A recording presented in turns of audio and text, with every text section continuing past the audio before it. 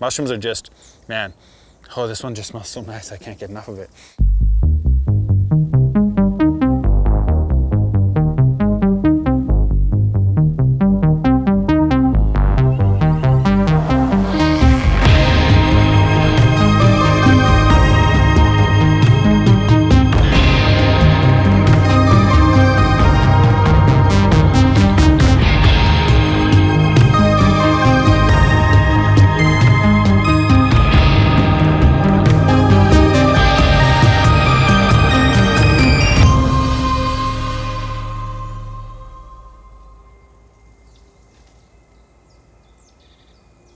It's late in the summer, early fall, and I'm looking for porcini mushrooms. I've got a beautiful porcini growing right here, and you'll see them quite a distance away. They have quite a presence sticking up out of the ground or out of the moss. And one of the downsides to porcini hunting is that you'll walk over to it, you'll be confident that you have a beautiful mushroom that you can take home, and the second you cut it open, you'll see that it's full of holes in the bottom, and the worms will have gotten to it before you. That's got worms in it.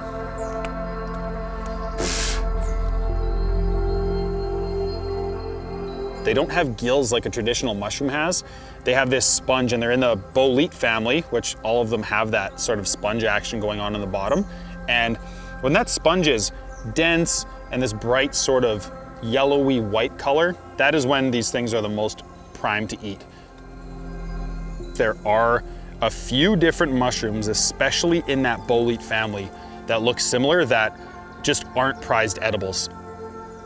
The sort of traditional shape of a proper porcini is that this stem starts to kind of widen out, especially where it is sticking under the ground. Here's an example of a little, cute little baby one where it has this really wide stem to it that's almost the same width as the cap. This right here looks the same. It is also a bolete, but look at the difference in the stem. So one is nice and brown and has these long lines sort of running through it. This one is more white and has these kind of black spots on it. And that is a birch bolete or a red cap, some call it a scabber stalk.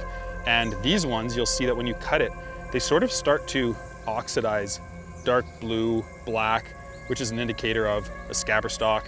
And if you were ever to remove the stalk from the cap, you can also see that there's this black coloration happening underneath. These are still an edible mushroom, but you want to make sure you cook these things really, really well. This one here is mistaken fairly often, at least in these woods.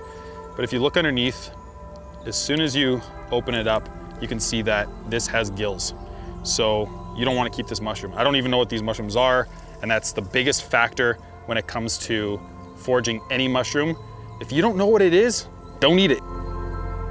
These are one of the most well-known mushrooms in the world. They're well known for their texture, for their usability. You can kind of put them in anything. You can dry them, and the aromas get so powerful and strong, and those dried mushrooms can be used in all kinds of foods. What I really like to do is to dry a bunch, blitz it in the blender, and turn it into a powder. And that powder over top of steaks, it's kind of a life-changing flavor.